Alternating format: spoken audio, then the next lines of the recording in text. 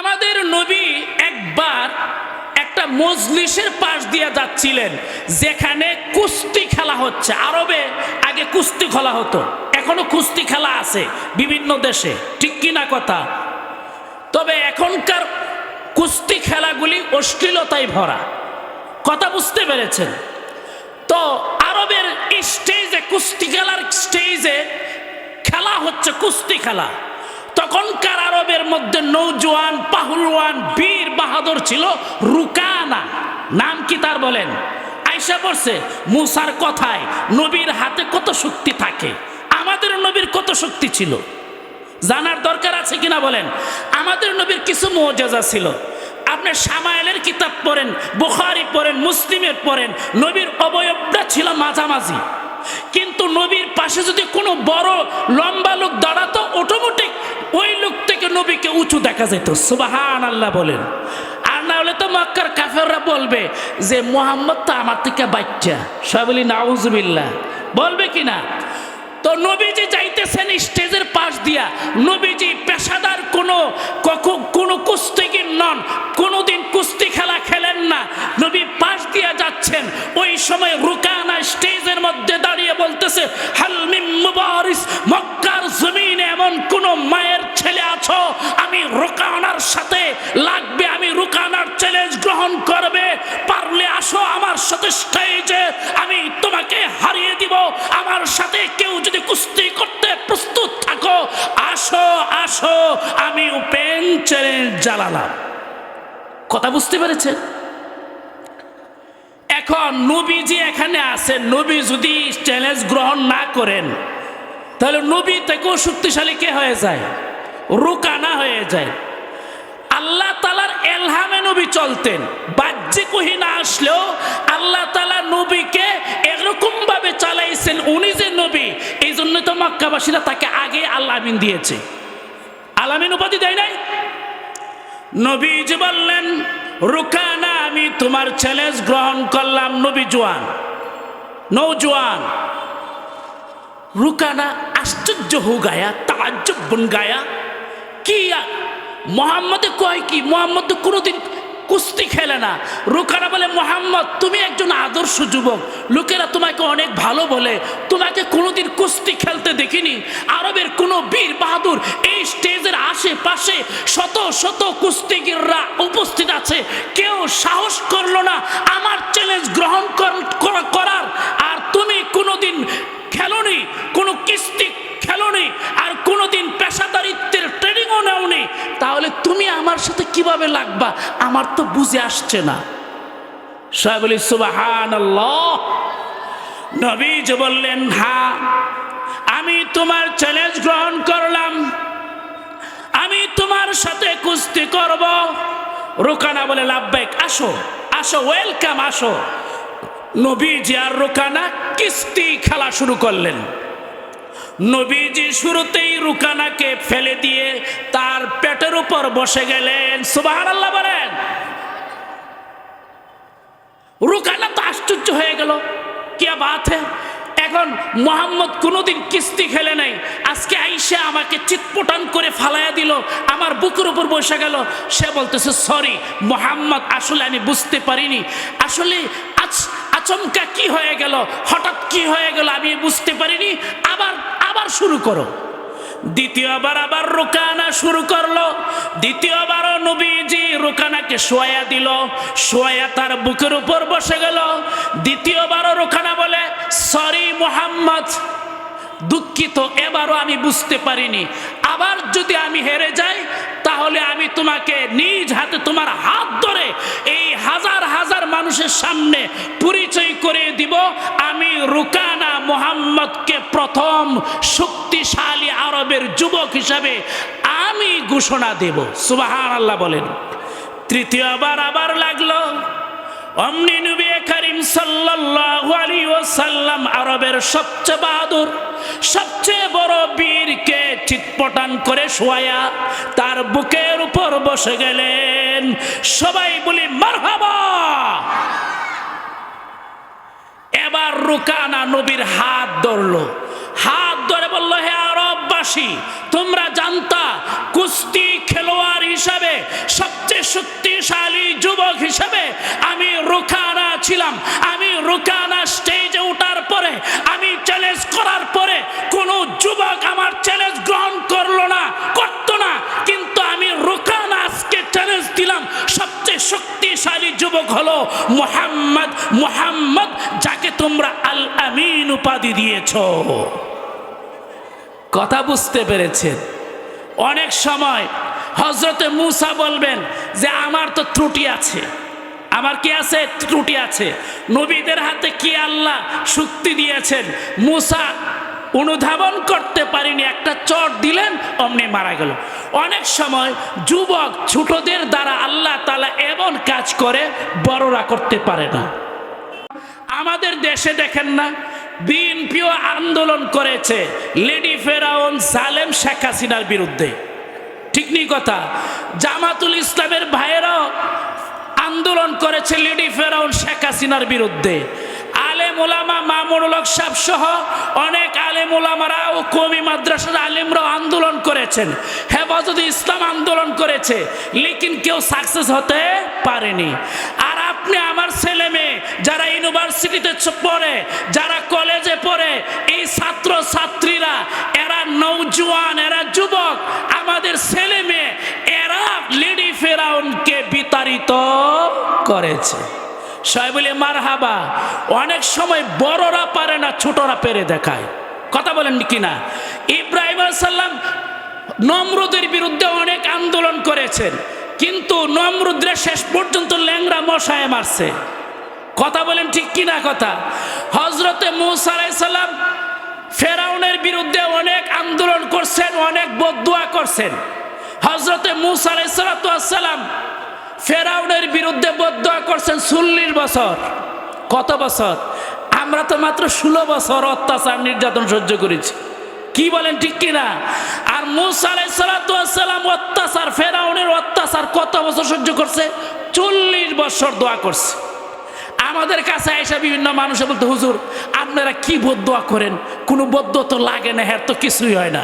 দেখছেন 16 বছরের মাথায় কি হয়েছে? পাপ বাতি হওয়ার পর কি হয়, বদদুয়া কিভাবে লাগে, এই লেডি ফেরাউন শেখ হাসিনা থেকে সকলের শিক্ষা নেওয়া উচিত, ঠিক কিনা বলুন? বদরের যুদ্ধে ইয়াদ আগায়া, বুখারী শরীফের হাদিস, ওয়ান আব্দুর রহমান ইবনে আউফ রাদিয়াল্লাহু তাআলা আনহু قال, উদাহরণ, বুখারীর হাদিসটা কেন টানলাম? অনেক সময় বড়রা পারে না, ছোটরা কইরা দেখায়া দেয়, ঠিক কিনা কথা? আব্দুর রহমান ইবনে আউফ রাদিয়াল্লাহু তাআলা আনহু বলেন, কাফেরদের বিরুদ্ধে যখন আমি দাঁড়ালাম বদরের যুদ্ধে, ফানাজারতু আন ইয়ামিনি ওয়া আন ইয়াসারি, বুখারীর হাদিস। হযরতে আব্দুর রহমান ইবনে আউফ বলেন, আমি ডানে তাকালাম, বামে তাকালাম, ডানে তামায় তাকায়া দেখি মুয়াজ, আর বামে তাকায়া দেখি মুআওয়াজ। এরা দুইজন নওজোয়ান ছোট সাহাবী, বালক।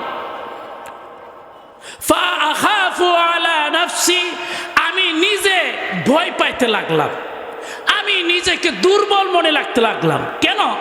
যুদ্ধের ময়দানে আপনি যদি আপনার পাশে পাহলওয়ানকে পান, বড় যোদ্ধাকে পান, আপনার সাহস বাড়বে।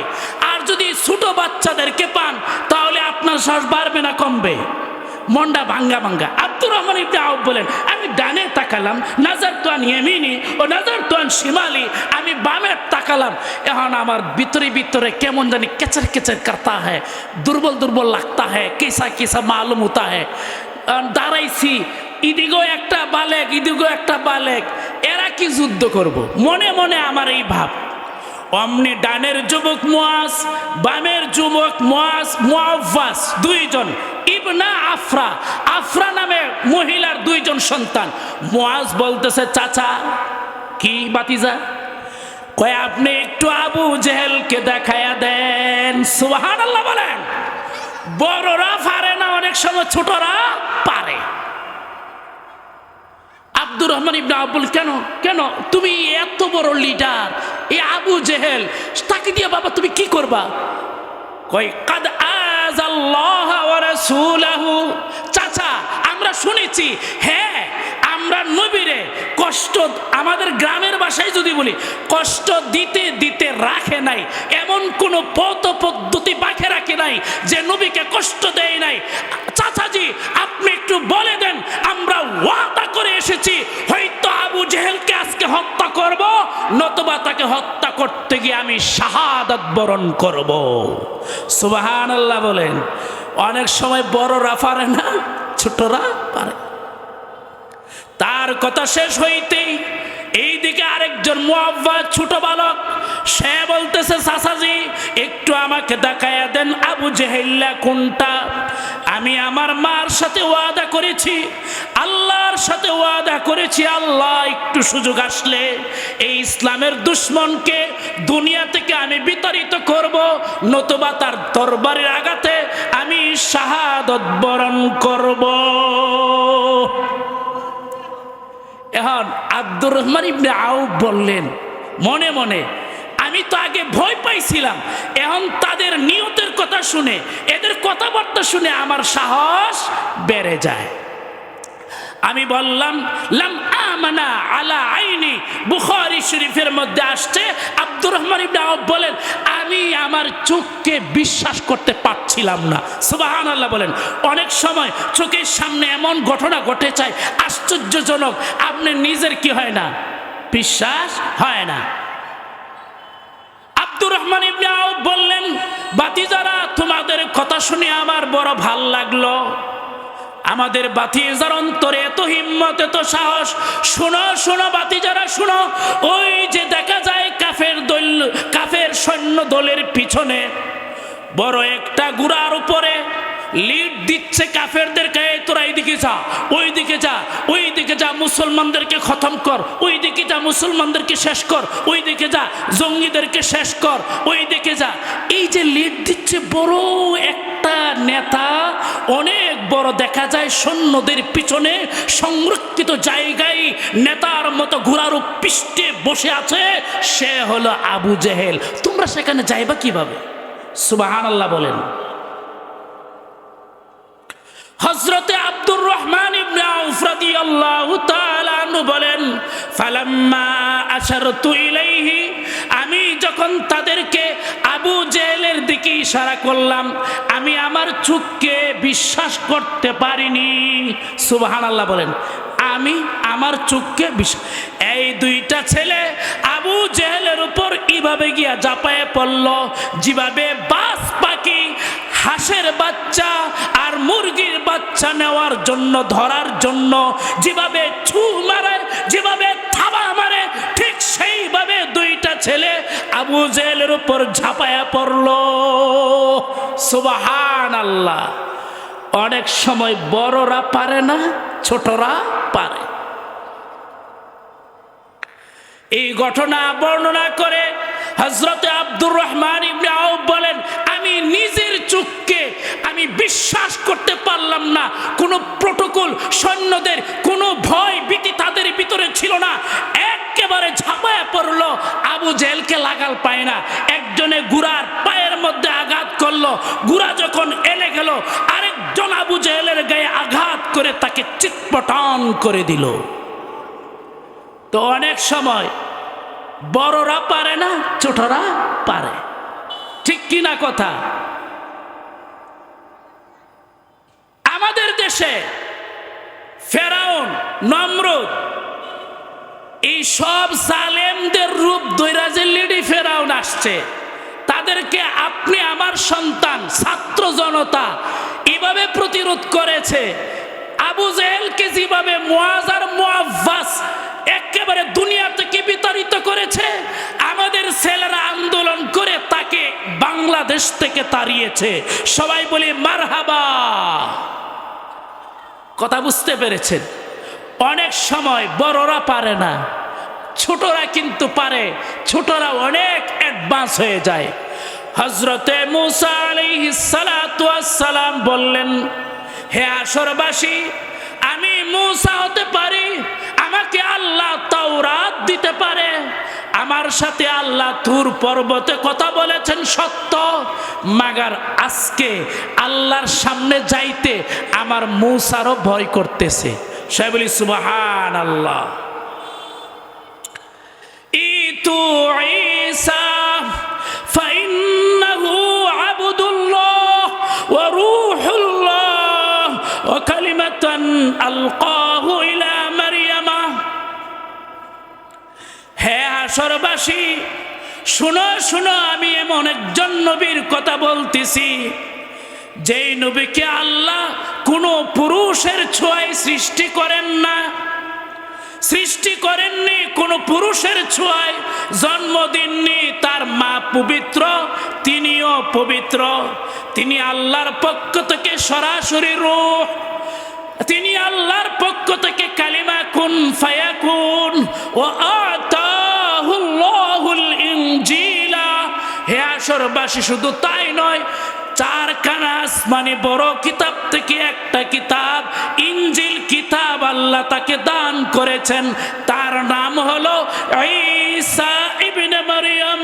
হে হাসরবাসী, দৌড়াও এমন একজন পুত পবিত্র নবীর দিকে, যাকে পুরুষের ছোঁয়া ছাড়া, যার মা পবিত্র, এমন একজন পবিত্র নবীর হযরতে ঈসা কালিমাতুল্লাহ আলকা ইলা মারইয়ামা, আল্লাহর পক্ষ থেকে কালিমা মরিয়মের গর্ভে জিবরাইল আমিন দিয়ে এসেছেন। ওই নবী ঈসা, তার কাছে যাও। সুবহানাল্লাহ। ফায়াতুনাহু, সব হাসরবাসীরা হযরতে ঈসা আলাইহিস সালাতু ওয়াস সালামের কাছে যাবে। কার কাছে যাবে?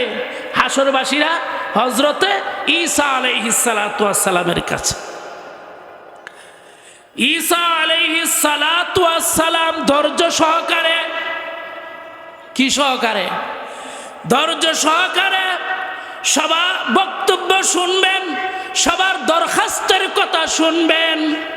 হযরতে ঈসা আলাইহিস সালাতু ওয়াস সালাম সবার আবেদনের কথা, সবার বক্তব্য শুনে বলবেন, লাস্তু হুনাকুম, হে আসরবাসীরা, আমার কাছে তোমাদেরকে হযরতে মূসা আলাইহিস সালাতু ওয়াস সালাম পাঠিয়েছেন, সত্য কথা। তোমরা আমার কাছে এসেছো, তাও সত্য কথা। তবে আমি লাস্ট, সর্বশেষ, একেবারে সর্বশ্রেষ্ঠ সলিউশন, সিদ্ধান্তমূলক একটা বক্তব্য দিতে চাই। তোমরা আর কোনো নবী রাসূলের কাছে যেও না, আমি এমন একটা সিদ্ধান্তমূলক বক্তব্য দেই, তোমাদের কষ্ট লাঘব করে দেই, শেষ করে দেই। সবাই বলি আলহামদুলিল্লাহ। হযরত ঈসা আলাইহিস সালাতু ওয়াস সালাম বলবেন, হে আসরবাসী, আর কোনো নবী রাসূলের কাছে যাওয়ার দরকার নাই, কারণ আমি ঈসা জেনেছি তোমরা আদমের কাছে গিয়েছিলে, সমাধান হয়নি। তোমরা নূহের কাছে গিয়েছিলে, সমাধান হয়নি। তোমরা খলিলুল্লাহ ইব্রাহিমের কাছে গিয়েছিলে, সমাধান হয়নি। তোমরা মূসার কাছে গিয়েছিলে, সমাধান হয়নি। তোমরা আমার কাছে এসেছো, সমাধান হবে না। কোন নবী রাসূল, হাসরের ময়দানে লক্ষ লক্ষ নবী রাসূল আছে, কারো কাছে গেলে সলিউশন, সমাধান দিতে পারবে না। আমি একমাত্র সমাধান দিয়ে দিলাম। শুনো, ইতু মুহাম্মাদান, ইতু মুহাম্মাদান قد غفر الله له ما تقدم من ذنبه وما تأخر। হে হাসরবাসীরা, আমি ঈসা সিদ্ধান্তমূলক কথা বলে দিলাম, কোন নবী রাসূলের কাছে যাইবা না। সিধা, একেবারে সরল, সিধা ভাবে তোমরা মুহাম্মাদুর রাসূলুল্লাহ সাল্লাল্লাহু আলাইহি ওয়াসাল্লামের কাছে চলে যাও। নারায়ে তাকবীর। ঢাকার মানুষ কি আপনারা ড্যাম হয়ে গেছেন? আরো জোরে বলেন, নারায়ে তাকবীর। মারহাবা। এই হাদিসটা আমাদের নবী সাল্লাল্লাহু আলাইহি ওয়াসাল্লাম বর্ণনা করেছেন। নবী করিম সাল্লাল্লাহু আলাইহি ওয়াসাল্লামের নিজে এই হাদিস বর্ণনা করেছে। নবীজি বলেন ফায়াতুনি, এই হযরত ঈসার কথা শুনে হাসরবাসীরা বলবে আমরা সমাধান পেয়েছি, আমরা সমাধান পেয়েছি। সকলে দৌড়াইয়া লাফাইয়া মুহাম্মাদুর রাসূলুল্লাহ সাল্লাল্লাহু আলাইহি ওয়াসাল্লামের কাছে চলে যাবে। সুবহানাল্লাহ বলেন। গিয়া দেখবে মুহাম্মাদুর রাসূলুল্লাহ ইয়া রাব্বি হাবলি উম্মতি, ইয়া রাব্বি হাবলি উম্মতি, ইয়া রাব্বি হাবলি উম্মতি, ইয়া রাব্বি হাবলি উম্মতি বলে কাঁদতেছেন। হাসরবাসীরা অবাক হয়ে যাবে। সব নবীদের কাছে গেলাম, আদমের কাছে গেলাম, আদমও বলতেছে ইয়া নাফসি। নূহের কাছে গেলাম, নূহ বলতেছিল ইয়া নাফসি। ইব্রাহিমের কাছে গেলাম, ইব্রাহিমও বলতেছিল ইয়া নাফসি। আমরা মুসার কাছে গিয়েছিলাম, মুসাও বলতেছিলেন ইয়া নাফসি, ঈসাও বলতেছিলেন ইয়া নাফসি। যত নবী এবং রাসূলের কাছে গিয়েছি সবাই বলেছিল ইয়া নাফসি, ইয়া নাফসি, আল্লাহ আমাকে বাঁচাও, আমাকে বাঁচাও, আমাকে বাঁচাও। দেখো আমরা মুহাম্মাদুর রাসূলুল্লাহ সাল্লাল্লাহু আলাইহি ওয়াসাল্লামের কাছে এসে আসলাম। তিনি নিজের চিন্তা না করে বলতেছেন ইয়া রাব্বি হাবলি উম্মতি, হে আমার রব, হে আমার মাবুদ, হে আমার আল্লাহ, জোরে বলেন আল্লাহ, হে আমার আল্লাহ।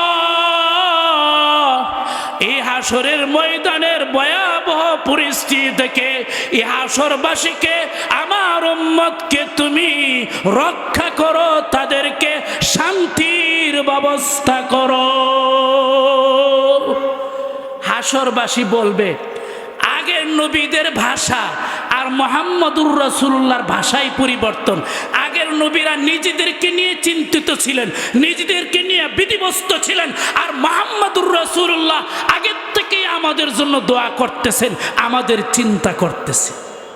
বলতেছিলাম লিডার কিসকো कहते हैं, সুপ্রিম লিডার কিসকো कहते हैं। আ যাও হে দুনিয়াবাসী, যদি মুক্তি পেতে চাও, এই দুনিয়া এবং আখিরাতে মুক্তি পেতে চাও, তাহলে মুহাম্মদুর রাসূলুল্লাহর আনিত বাণীকে ধরো। দুনিয়াতে যেভাবে শান্তি পাইবা, আখিরাতে মুহাম্মদুর রাসূলুল্লাহ তোমাকে না নিয়ে জান্নাতে যাবেন না। কথা বলেন ঠিক কিনা? নবীজি বলেন ফায়াতুনি, সবাই যখন আমার কাছে আসবে, আমি তো আগেই বলতেছিলাম আল্লাহ হাসরবাসীকে, আমার উম্মতকে তুমি বাঁচাও। হাসরবাসীদের বক্তব্য শুনে আমার ভিতরে দয়া হবে, মায়া হবে। আমি তো আগেই কাঁদতেছিলাম। ফাআনতালিকু ইলা রাব্বি, আমি আমার রব আরশে সমাসীন রবের কাছে আমি চলবো। ফাইদা রাআইতু রাব্বি, আমি যখন আমার রব আল্লাহকে দেখতে পাবো, ওয়াকাতু সাজিদা, আল্লাহর সামনে আমি সিজদায় অবনত হয়ে যাব। সবাই বলি সুবহানাল্লাহ। এখান থেকে কি বুঝলেন? নবী আল্লাহর সামনে গিয়া কি দিব? সিজদা। মানুষ যখন সিজদায় যায় তখন আল্লাহ বলেন সে জন্য আমার পায়ে সিজদা দিল। সিজদার গুরুত্ব বুঝবেন না। আবু হুরায়রা রাদিয়াল্লাহু তাআলা আনহু নবী করিম সাল্লাল্লাহু আলাইহি ওয়াসাল্লামকে জিজ্ঞাসা করেন, বুখারী শরীফ আউয়াল কিতাবুল ইলমের মধ্যে এসেছে, কিতাবুল ইলমের মধ্যে ইমাম বুখারী হাদিসটা এনেছেন যে ইলম শিখতে হলে ছাত্ররা উস্তাদকে কি করতে হয়? প্রশ্ন করতে হয়। উস্তাদরা আসওয়ালু নিসফুল ইলম, যারা প্রশ্ন করে এদের কাছে অর্ধেক জ্ঞান এমনি হাসিল হয়ে যায়। আপনার যদি জ্ঞানই না থাকে, প্রশ্ন করার জ্ঞান না থাকে, সওয়াল করার জ্ঞান না থাকে, তাহলে আপনি ইলম পাবেন কোত্থেকে? কথা বুঝেন নাই?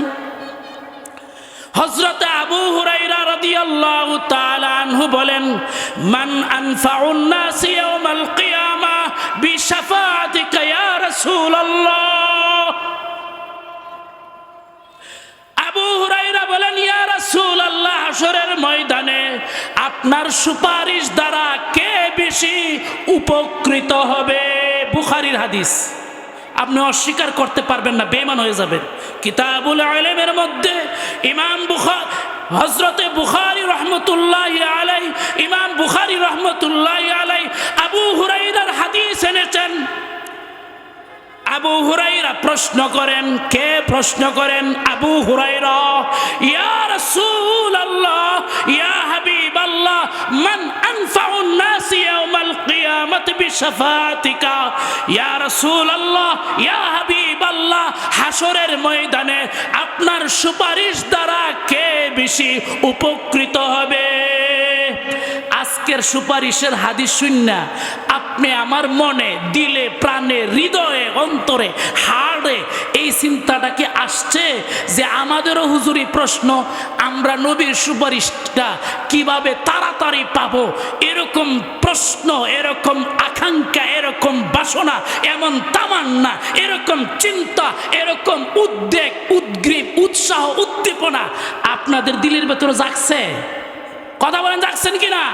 জাগলে হাত তুলান। নারায়ে তাকবীর। আল্লাহ, তুমি হাসরের ময়দানে নবীর শাফায়াতের মাধ্যমে আমরা যেন জান্নাতে যেতে পারি, সেই হিসাবে আমাদেরকে কবুল ও মঞ্জুর ফরমান। সবাই বলি আল্লাহুম্মা আমিন। আবু হুরায়রা প্রশ্ন করেন, ইয়া রাসূলুল্লাহ, ইয়া হাবিবাল্লাহ, আপনার সুপারিশ পাওয়ার হকদার কে বেশি? কে বেশি আপনার সুপারিশ দ্বারা উপকৃত হবে? এবার নবীজি বলেন, আবু হুরায়রা, আমার দিলে এই কথাটা ছিল, যেহেতু তুমি হাদিসের বড় আকাঙ্ক্ষা রাখো, হাদিস শোনার জন্য তোমার দিলে উদ্গ্রীব থাকে, তুমি ছাড়া এই প্রশ্নটা কেউ করতে পারে না। আমার দিলে আগেই ছিল এই সম্পর্কে এমন গুরুত্বপূর্ণ একটা প্রশ্ন আবু হুরায়রা ছাড়া আর কেউ করতে পারে না। সুবহানাল্লাহ বলেন। আবু হুরায়রা সবচেয়ে বেশি হাদিস বর্ণনা করেছেন। আপনারা হাদিসের কিতাব পড়েন, ফাজাইল পড়েন, বুখারী পড়েন, মুসলিম পড়েন, আবু দাউদ পড়েন, তিরমিজি পড়েন, ইবনে মাজাহ পড়েন, মুসনাদে আহমদ পড়েন, মুসান্নাফে ইবনে আবি শাইবা পড়েন, দারাকুতনি পড়েন। जितने हदीस की किताबें हैं, जितने तफसीर की किताबें हैं, सब किताबों में আবু হুরায়রা की हदीस ज्यादा है। আবু হুরায়রার হাদিস সবচেয়ে কি বেশি। আবু হুরায়রার হাদিসের আগ্রহ কেন বেশি বলবো একটু শুনেন। আবু হুরায়রা বলেন, সাহাবা আজমাইনের সবার সংসার ছিল, বেশিরভাগ সাহাবীদের, আহলে সুফা ছাড়া। ব্যবসা ছিল, বাণিজ্য ছিল। নবী আসরের পরে, মাগরিবের পরে, ফজরের পরে, এশার পরে কখনো কোনো আয়াত নাজিল হলে সাহাবীদেরকে বলতেন, লগে লগে সাহাবীরা বৈশা মুখস্থ করতেন। সুবহানাল্লাহ বলি। কোনো হাদিস পড়লে, নবী বললে লগে লগে সাহাবীরা আবার বৈঠকে বসতেন, গোল হয়ে বসতেন, বৈশা বলতেন, আচ্ছা নবী আজকে কয়েকটা কথা বলেছে, বলো তো আমরা মুখস্থ করি। সব সাহাবীরা, তুমি আগে বলো, এরপরে তুমি বলো, এরপরে তুমি বলো, এরপরে তুমি বলো। এভাবে 70 জন, 80 জন, 100, 200, 500 সাহাবী সবাই নবীর কথাটা একজনের পরে একজন বইলা এভাবে হৃদয় স্পটে, পাথরে যেভাবে খোদাই করা হয় তাদের হৃদয় এইভাবে গেঁথে নিতেন। সবাই বলি সুবহানাল্লাহ। এমনি এমনি হাদিস কোরআন আপনি আমার কাছে আসে নাই। আবু হুরায়রা বলেন, অনেক সাহাবী সকালে আইসা বিকালে চলে যেত, বিকালে আইসা সকালে চলে যেত, দুপুরে আইসা আসরে চলে যেত। কেউ একটা হাদিস মুখস্থ করত, কেউ 2টা হাদিস মুখস্থ করত, কেউ 3টা হাদিস মুখস্থ করত। কিন্তু আমি আবু হুরায়রা বিশাবঈ বাতনি, বুখারী কি রওয়ায়াত है, বিশাবঈ বাতনি, আমি আমার ফেডের মধ্যে ফাতর বাইন্দা মসজিদে নববীতে পড়ে থাকতাম। আমি 24 ঘন্টা মসজিদে নববীতে পড়ে থাকতাম। তাহাজ্জুদ তাহাজ্জুদের সময়ও নবী যদি কোনো হাদিস বলেন, ফজরের পরেও যদি নবী যদি কোনো হাদিস বলেন, জোহরের সময়, চাশতের সময়, আসরের সময়, মাগরিবের সময়, এশার সময়, যে কোনো সময় যদি হাদিস বলেন, আমি যেন লগে লগে মুখস্থ করে নিতে পারি। আমি আবু হুরাইরা খানা দানা গোসল ছেড়ে নবী কি দরবার নবীর দরবারে আমি পড়ে থাকতাম। সুবহানাল্লাহ।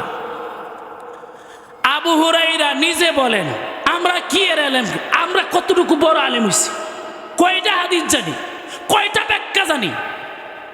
আবু হুরাইরা নিজে বলেন, আমার খিদার যন্ত্রণায় খিদা লাগতো, বাড়ি অনেক দূরে ছিল, যদি আমি খাবার খাইতে যাই বাড়িতে, এই ফাঁকে যদি নবী একটা কথা বলেন আর আমি আবু হুরাইরা কথাটা এসে না পাই, সুবহানাল্লাহ বলেন, এই লোভে, এই আগ্রহে নবীর দরবারে সকালের খানা নাই, দুপুরের খানা নাই, রাত্রের খানা নাই, পড়ে থাকতাম, যেন নবীর একটা কথা নবীর জবান মোবারক দিয়ে বের হবে, আমি আবু হুরাইরা থেকে যেন ছুটে না যায়, আমি আবু হুরাইরা নবীর দরবারে পড়ে থাকতাম।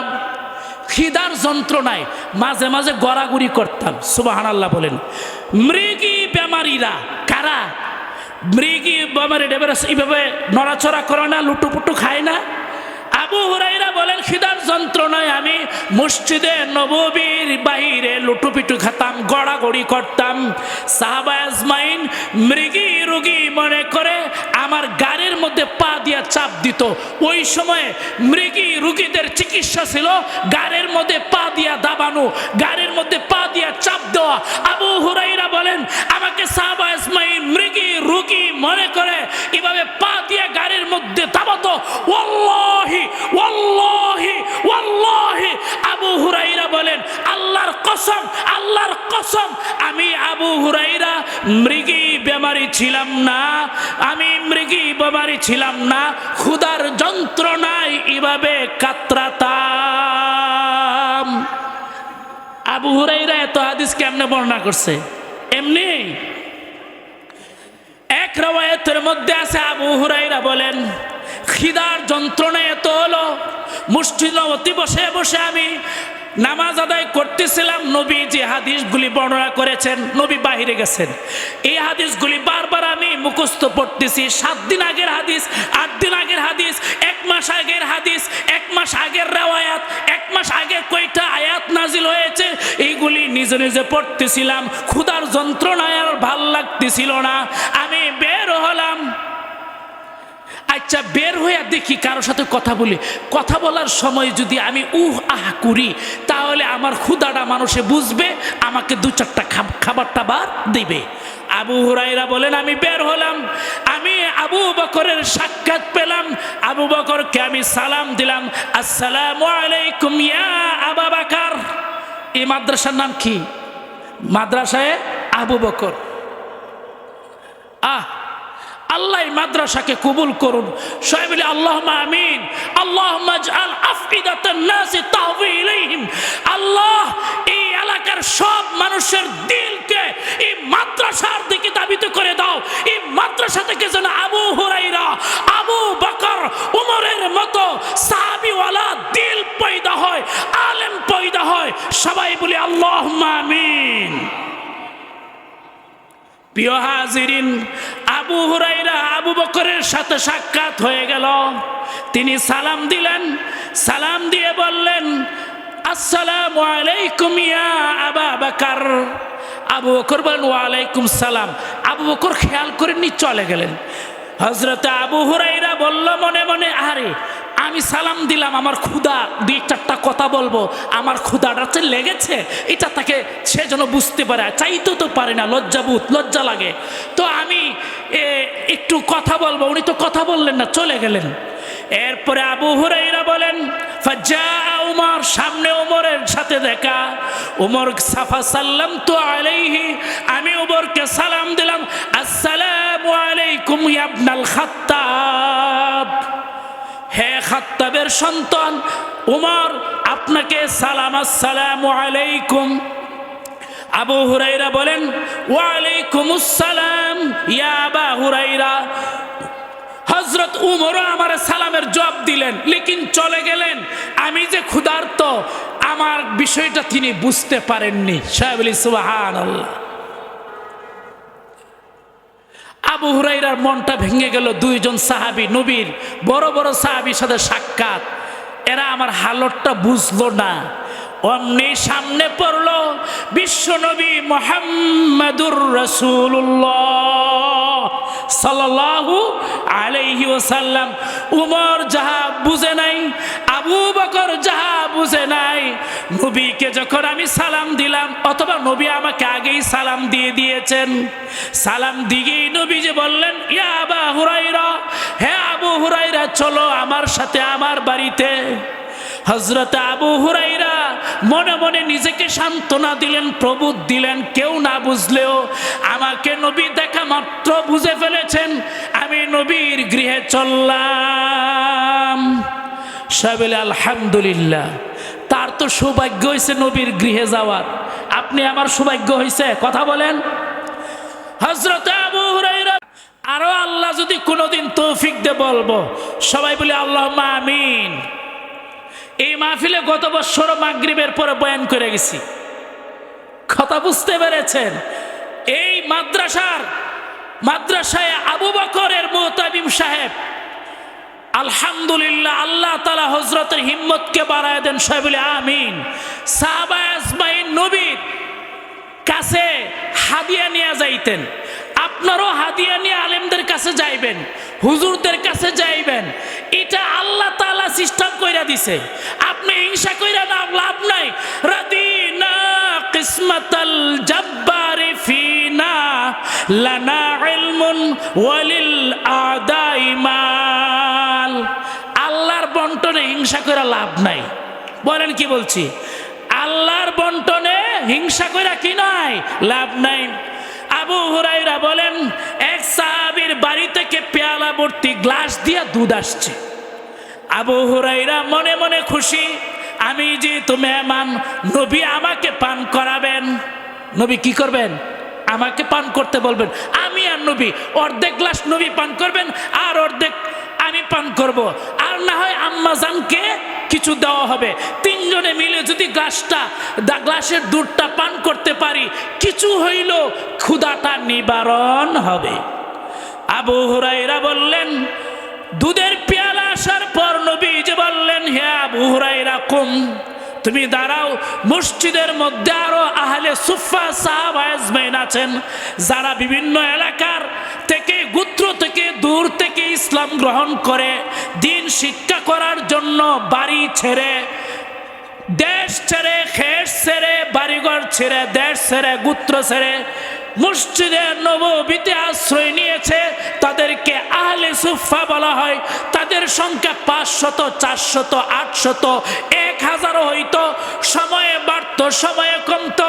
কমিয়া আবা হুরাইরা, হে আবু হুরাইরা, তুমি শুধু ক্ষুধার্ত নও, আমার আহলে সুফা 500, 700 যারা আছে সবাইকে নিয়ে আসো, আমরা সবাই মিলে দুধটুকু পান করব। সুবহানাল্লাহকে আসতে হবে না জোরে? আবু হুরাইরা বললেন, নবীর কথা অনুযায়ী আমি চললাম, কিন্তু ভিতরে ভিতরে এক এহসাস হ্যাঁ, এক আশঙ্কা হ্যাঁ, একটা ভিতরে একটা জিনিস কাজ করতেছে। নবী এক গ্লাস দুধ আমাকে যদি দিতেন, নবী যদি খেতেন, আম্মাজানকে দিতেন, তাহলে না কিছু কিছু কয়েক ফুটা করেও, কয়েকটা ঢুক করেও আমরা খেতে পারতাম। এখন এই 5 থেকে 600 লোক আনলে এক ফুটাও তো হবে না। সুবহানাল্লাহ বলেন। যাই হোক, নবী যে বলেছেন একটু যাই দাওয়াত দিয়ে নিয়ে আসি। নবী এরপরে আমি যে গিয়ে আনবো, নবী তো আমারই কইবেন সবাইরে পান করাও। সবাইরে পান করাইলে তো লাস্টে গ্লাসটা দুইয়া ফানিও পাইতাম না, ঠিক কিনা কথা? আবু হুরাইরা বলেন, আমি নবীজির কথা মতো গেলাম, গিয়ে বললাম, হে ইয়া আহলে সুফা, হে আহলে সুফার সাহাবীরা সকলেই যাও, নবীজি তোমাদেরকে দাওয়াত করেছেন। সাহেব বলি সুবহানাল্লাহ। সাহাবা আজমাইন অনেক খুশি, আমরা ক্ষুধার্ত। আহলে সুফা সাহাবা আজমাইন ক্ষুধার্ত থাকতেন, ক্ষুধার্ত থেকে দিন ইসলাম কায়েম করতেন।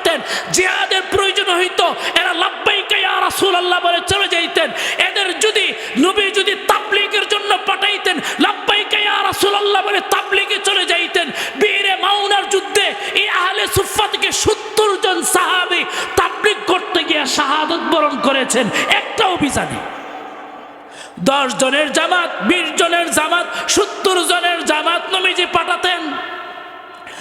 আলে সুফা সাহাবীরা বড়ই খুশি, বড়ই খুশি। চলো, নবী দাওয়াত করেছেন, এর চেয়ে বড় খুশি কি হতে পারে। সব সাহাবীরা আসলেন, বসলেন। নবীজি বললেন, কমিয়া আবা হুরাইরা, হে আবু হুরাইরা দাঁড়াও, তুমি গ্লাসটুকু নিয়ে, দুধের পেয়ালা নিয়ে সবার সামনে ধরো, সবাইকে ডান পাশ থেকে পান করাও। সুবহানাল্লাহ।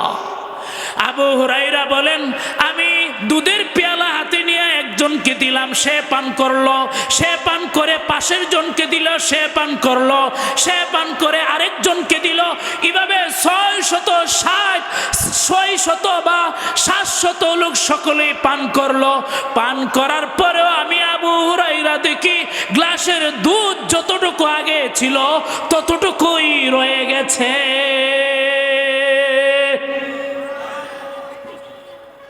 আবু হুরাইরা আশ্চর্য। নবীজি বলেন, আবু হুরাইরা পেয়ালাটা তুমি নাও। আর নবী তো আবু হুরাইরার চেহারার দিকে দেখছে, আবু হুরাইরার কি ব্যবসা। নবীজি বললেন, ইয়া আবু হুরাইরা, তুমি এবার পান করো। আবু হুরাইরা বলেন, আমি পান করলাম, পান করে রাখলাম। নবীজি বলেন, আবার পান করো। আবু হুরাইরা আবার পেয়ালা নিলেন, আরো পান করলেন, আবার রাখলেন। নবীজি বলেন, আবু হুরাইরা আবার পান করো।